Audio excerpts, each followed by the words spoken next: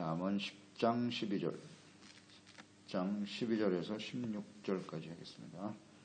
읽습니다. 미움은 다툼을 일으켜도 사랑은 모든 허물을 가리느니라. 명철한 자의 입술에는 지혜가 있어도 지혜 없는 자의 등을 위하여는 채찍이 있느니라. 지혜로운 자는 지식을 간직하거니와 미련한 자의 입은 멸망에 가까우니라. 부자의 재물은 견고한 성이요 가난한 자의 궁핍은 그의 멸망이니라. 의인의 수고는 생명에 이르고 악인의 소득은 죄에 이르느니라. 아멘. 지혜와 명철이 주는 복, 지혜로운 의인, 어리석은 자는 악인입니다. 그만큼 지혜가 아주 중요한 가치를 갖고 있어요. 지혜를 모르면, 지혜가 없으면 악인이 되는 거예요. 그래서 이것은 언행을 통해서 확실히 드러나죠. 지혜가 있느냐 없느냐 하는 것은 악인과 의인의 삶으로 확실히 드러나는데요. 그 결과 또한 생명과 사망으로 나타날 수밖에 없는 것이죠. 그래서 지혜, 명철이 주는 은혜와 복이 무엇인가를 잘 아는 것이 중요하겠죠. 12절에 미움은 다툼을 일으키고 사랑은 모든 허물을 가린다. 미움을 가진다. 이 미움을 품고 있으면 다툼이 일어날 수밖에 없겠죠. 미움을 가지면 상대에 대해서 장점보다는 자꾸 단점을 보게 돼요. 그리고 잘못을 보게 되고 정지하게 되죠.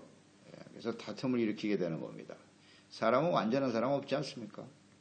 나 자신부터 완벽한 사람은 없어요. 단점도 있고 장점도 있는데 문제는 마음의 동기인데 사랑의 동기를 갖거나 아니면 미움을 갖게 되거나 그 결과가 달라진단 말이에요. 그러니까 언제나 우리는 사랑의 마음을 가지고 사람들을 대할 수 있어야 되죠. 근데 이게 지혜롭지 못한 사람은 이 미움의 감정을 정리를 못해. 정리를 못해서 모든 사람을 미움으로 대하니까 다툼이 일어날 수밖에 없는 거예요. 이 미움을 빨리 정리해야 돼요. 그러니까 선입견을 가지고 사람들을 대하면 안 된다는 거죠. 그러니까 예수님께서는 특히 이 미움을, 형제를 미워하는 건 살인이라고 그랬어요. 살인. 이렇게 지혜라는 것은 하나님의 뜻을 아는 거잖아요. 나의 뜻이 중요한 게 아니고요. 하나님의 뜻이 무엇인가. 그러니까 마음에 미움이 일어나면 빨리 버려야죠. 이거 버리지 못하면 다툼은 계속되는 거예요. 미움을 가지고 상대를 갖다 대하면 상대도 뭐 똑같은 인격인데요. 그럼 그것을 받아들이는 상대는 어떨 것 같습니까? 똑같아지는 거예요. 그러니까 다툼이 계속 일어날 수밖에 없죠. 그러니까 누군가는 그것을 사랑으로 품고 포용해 줘야 되는데 한 사람이 이해하고 용납하니까 관계가 유지가 되겠죠. 그래서 우리 그리스도인들, 지혜로운 자들은요, 미움은 살인이다. 잊지 말아야 돼요. 그래서 이 마음속에서부터 이걸 제거시켜야 된다는 거 생각하고요. 또한 미움이 다툼의 원인이기도 하지만 다툼의 중요한 원인은 정욕에 있다 그랬죠. 이 정욕과 미움의 관계를 잘 이해해야 돼요. 야고보서 3장 14절이죠. 그러나 너희 마음에 독한 시기와 다툼이 있으면 자랑하지 말라. 진리를 거슬러 거짓말하지 말라. 16절 시기와 다툼이 있는 곳에 혼란과 모든 악한 일이 있음이라. 그랬어요. 그러니까 이 시기와 다툼, 그 마음속에 있는 그 정욕, 이 다툼은 정욕에서 온다고 되어 있거든요. 결국 이 정욕 때문에 상대를 미워하게 되는 거예요. 그 정욕의 뿌리에 미움의 열매가 나타나는 거예요. 이거 잘 생각해야 합니다. 우리는 자꾸 상대방 때문이라고 생각하지. 상대방이 잘못된 행동을 했기 때문에, 잘못된 말을 했기 때문에 내가 미워할 수밖에 없다. 본질은 그게 아닙니다. 우리가 어제도 야고보서 말씀 통해서 깨달았지만 모든 죄의 원인은 자신의 욕심에 근거한 거예요. 욕심에 이끌려 죄를 짓는 것이고 그래서 사망에 이르게 되는 것이다. 그러니까 형제를 미워하는 것은 보세요. 죄입니까? 아닙니까? 이걸 분명히 해야 돼요. 형제를 미워하는 건 죄입니다. 미워하면 안 됩니다. 하나님은 하지 말라 그랬잖아요. 사랑하라고 했지 미워하라고 하지 않았습니다. 이거 왜 그러냐? 그 정욕에 기초하기 때문에. 이거 잘 알아야 돼요. 그래서 정욕은 미움에서 나오는 열매고 그것은 반드시 죄고 사망에 이른다. 사람을 죽일 수도 있고 자기 자신을 죽이는 거예요. 사실은 누구를 미워한다는 것은 자기 자신을 죽이는 거예요. 상대방을 죽이지 않더라도. 이게 참 어리석은 행동이거든요. 미움을 반드시 버려야 된다. 반면에 사랑은 허물을 덮죠. 가리우는 겁니다. 잠언서 17장 9절 허물을 덮어주는 자는 사랑을 구하는 자요 그것을 거듭 말하는 자는 친한 것을 이간하는 자니라 그랬잖아요. 미움을 가지니까 상대방을 자꾸 정죄하게 되거든요. 근데 이것을 자꾸 말해. 끊임없이 말해. 어떻게 하자는 거예요? 그 관계를 이간하는 겁니다. 이간하는 거예요. 불쌍히 여기고 덮어야지. 우리가 사랑해야 될 관계라면 말이죠. 그 관계를 잘 유지해 가려면 덮어주고 이해해야 되는데 이것도 다른 사람한테 계속 확장시키잖아. 그래서 사람들이 이간시키는. 이거는요 굉장히 심각합니다. 우리가 잠언서에서 배웠죠. 지혜로운 자는 사랑을 허물로 덮어주는 자이지만 허물을 거듭 말하는 자는 형제를 이간하는 자인데 이건 정말 어리석은 자였고 하나님이 가장 미워하시는 것이라고 잠언서 6장에서 배웠어요. 16절에 보면 여호와께서 미워하시는 것, 하나님 미워하시는 것, 그의 마음에 싫어하시는 것이 6, 7가지가 있는데 19절에 거짓을 말하는 망령된 증인과 형제 사이를 이간하는 자, 이건 하나님이 가장 미워하는 죄입니다. 하나님이 싫어하시는 거예요. 이게 어리석은 행동입니다.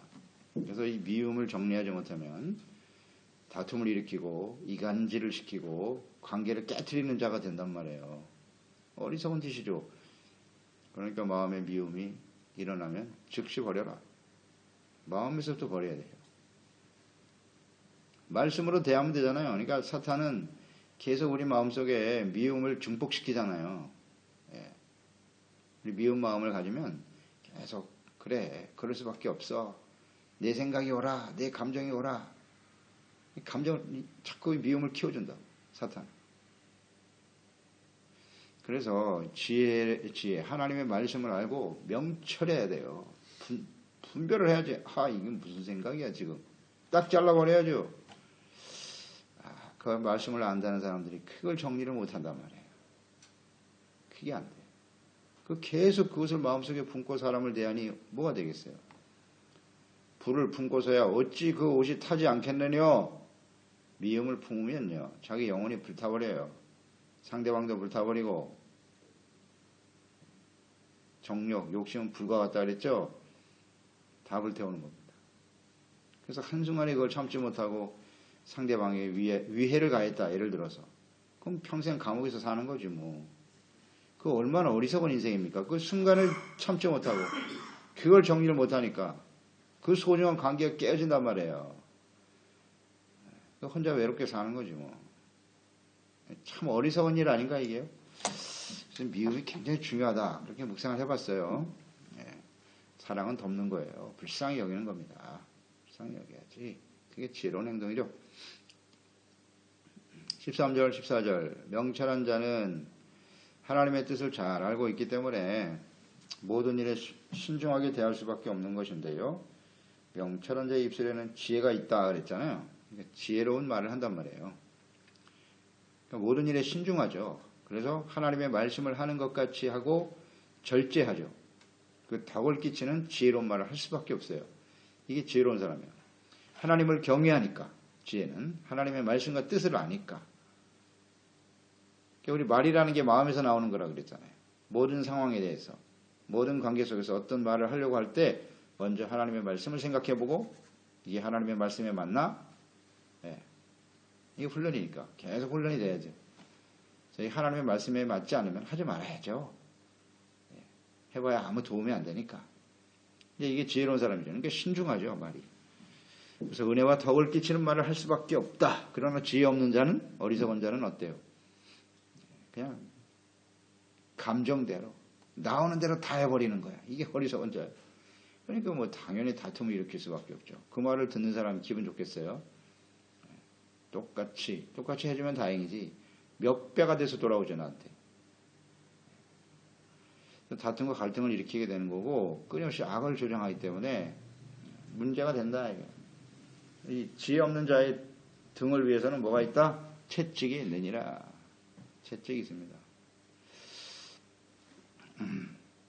그래서 하나님께서는 특히 하나님의 자녀들, 지혜가 없는 하나님의 자녀들에게는 채찍으로 교훈하시죠. 이 채찍이라는 게 참 유익이죠. 그러니까 우리에게 다가오는 채찍이 오늘 이 말씀에 근거해서 우리의 지혜 없는 말과 행동으로 인해서 다가오는 것은 아닌가 잘 생각해 볼 필요가 있어요. 그래서 히브리서 12장이잖아요.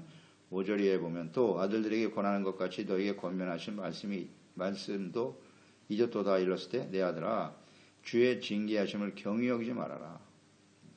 징계, 채찍이잖아요. 이거 가볍게 여기면 안 돼요. 그에게 꾸지람을 받을 때 낙심하지 말라 그랬어요. 주께서 사랑하시는 자를 징계하신다 그랬고 또 받아들이시는 아들마다 채찍질 하심이니라. 아들마다 채찍질 하신대요. 그들은 잠시 자기 뜻대로 우리를 징계하였거니와 오직 하나님은 우리의 유익을 위해서 그의 거룩하심에 참여하게 하시려고 무릇 징계가 당시에는 즐거워 보이지 않고 슬퍼 보이지만 후에 그로 말미암아 연단받은 자들은 의와 평강의 열매를 맺느니라. 그래요. 우리가 지혜롭지 못한 언행을 하면 채찍해 주시는 게 당연해요. 우리 아버지시니까. 그럴 때 우리는 이거 경히 여기지 말고 깨닫고 회개하고 돌이키면 되죠. 지혜를 얻어야 돼요. 그래서 우리에게 시련과 어려움이 다가올 때 야고보서 말씀을 통해서 우리가 깨달음 받잖아요. 시험 당하고 시련과 징계와 어려움을 당하게 될 때는 지혜를 구해야 된다. 지혜. 하나님의 뜻이 어떠하신지, 하나님의 말씀과 뜻대로 내가 잘못 행동하고 있지는 않는가? 지혜를 갖다가 압축해서 잘 기록해주고 있는 것이 잠언서예요. 잠언서를 쭉 묵상하면 돼요. 내가 잘못된 부분이 뭐지? 어떤 어리석은 행동을 하고 있나? 징계와 시련이 다가올 때 반드시 지혜를 구해야 돼요. 그래서 모든 일에 하나님의 뜻이 있음을 생각해야 합니다. 그래서 교훈을 얻어서 이 지식을 잘 간직하게 된다. 지혜로운 자는 지식을 간직한다 그랬죠. 14절. 미련한 자의 입은 멸망에 가까우니라. 간직해야죠. 이런 부분에 대해서 내가 잘못했구나. 또 모든 사건, 상황들이 벌어질 때마다 그저 우연히 발생하는 일로 여기지 말고 거기서 교훈을 얻어야죠. 내가 여기서 깨달은 교훈은 뭐지? 이걸 마음속에 잘 간직하고 다시는 내가 이런 일을 반복하지 아니하리라. 교훈을 얻어야죠. 간직해야죠. 근데 또 어리석은 자는 잊어버려. 그리고 그런 상황이 또 다가오면 또 역시 감정에 따라서 그저 상황에 따라서 또 말한다. 참 안타까운 일이죠. 간직해야 합니다. 간직해야 돼요. 이게 하나님의 뜻에 대해서 잘 모르기 때문이에요.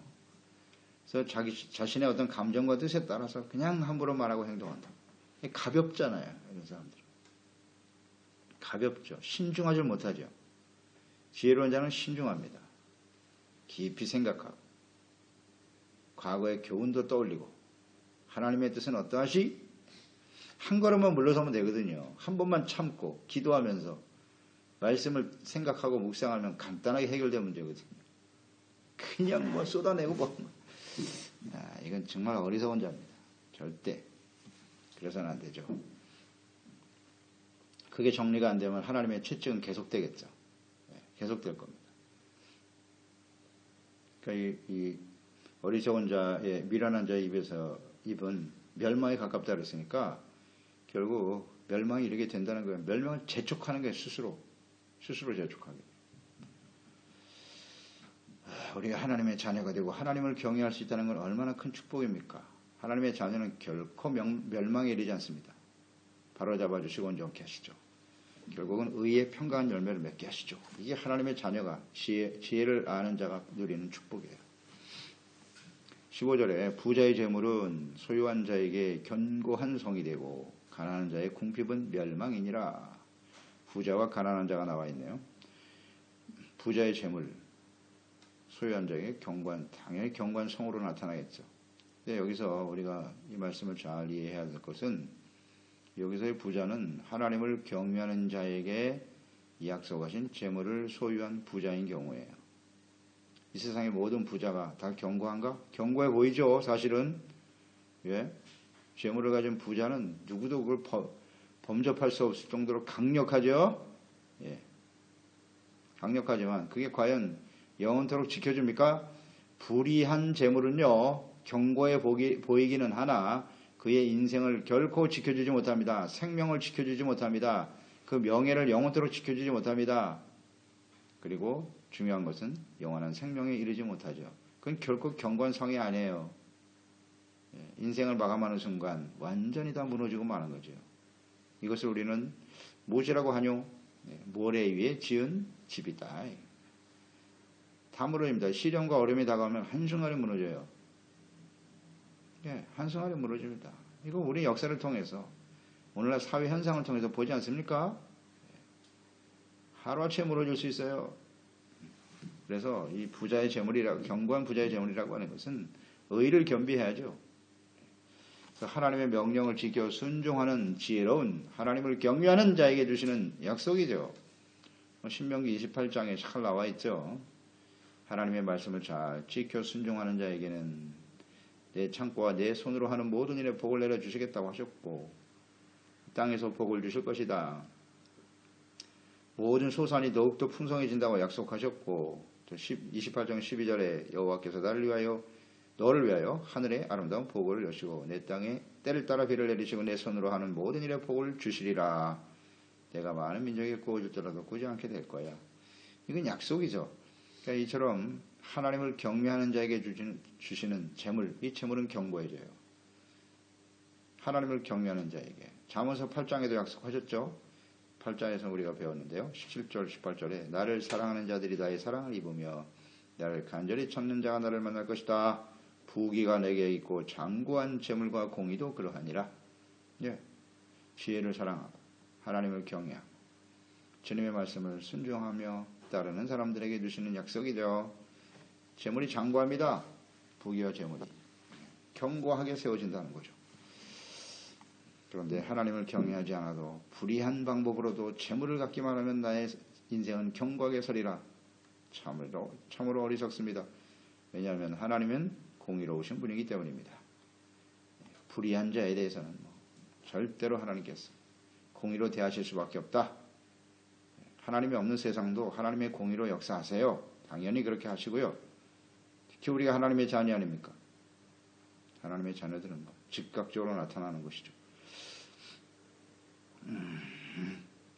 또 가난한 자의 궁핍은 멸망에 이르게 된다. 이 가난이라는 것은 어디서 오는 것이뇨? 하나님께서는 사실 하나님을 경외하고 주를 섬긴 자들에게 이렇게 축복을 약속하셨죠. 잠언서에서 우리가 계속 묵상되는 바인데 가난한 자의 특징은 뭐냐? 게으르다. 게으른 자는 가난하게 된다고 그랬어요. 게으르니까 가난한 거예요. 하지만 이 하나님이 없는 세상에서는요, 부지런히 열심히 살아도 이 궁핍을 면하지 못하는 경우도 있어요. 점점 양극화가 심화돼가지고 요즘은 없는 사람은 계속 없어요. 아무리 노력해도 안 돼. 그런 게 결국 자포자기 해버리거든요. 그래서 중요한 것은 하나님과 올바른 관계 속에서 열심히 부지런함으로 살아가는 것, 이것이 대단히 중요하죠. 그러니까 하나님을 경외하며 살아가는 이 지혜를 가지고 열심히 최선을 다해서 하나님을 섬기는 일에 부지런하고, 이 부분을 놓치면 안 돼요. 세상에서는 열심히 일하고 수고하는데 하나님을 경외하는 일에 게으르게 되면 가난하게 돼요. 궁핍이 다가와요. 그건 틀림없습니다. 일단 영적으로 잘못되죠. 영적으로 고갈되고 하나님과의 관계가 끊어지면요, 그 안에 생명이 없어져 버려요. 계속 유지되지 못해요. 정말 당연한 결과죠. 그래서 가난한 자의 궁핍은 멸망으로 가는 거다. 잊지 말고요. 하나님을 경외하는 일을 회복하는 것이 대단히 중요하죠. 그래서 하나님을 경외하고 이 지혜를 갖는 것이 하나님 주신 축복이에요. 이걸 누리며 살아야죠. 장고한 재물, 이것을 누리며 사는 것이 복이죠. 재물이 떨어지지 않고 우리가 먹을 것 있고 입을 옷이 있고 거할 집 있으면 그것으로 감사하고 더 주시면 나누고 이렇게 사는 거죠. 이게 진짜 부자 아닙니까? 많은 것을 쌓아도 뭐해. 그것이 썩는 재물이 된다면 그건 아무 유익이 없는 거지. 16절 의인의 수고는 생명에 이르고 악인의 소득은 죄에 이르느니라. 사람들이 열심히 수고하죠. 수고하면서 많은 소득을 얻고 그거 얻기 위해서 정말 노력하며 사는데 사람의 수고가 다 같은 결과를 가져다 주느냐? 결코 그렇지 않다는 거예요. 이게 중요한 진리입니다. 다 열심히 살죠. 열심히 사는데 의인의 수고는 생명에 이르게 된다는 것이고 악인의 수고와 소득은 결국 죄에 이른다. 이건 아주 필연적입니다.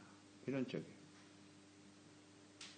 열심히 살고 많은 것을 벌어서 이제 내가 수고한 만큼 누리며 사는데 뭐 반드시 죄로 연결되게 돼 있어요.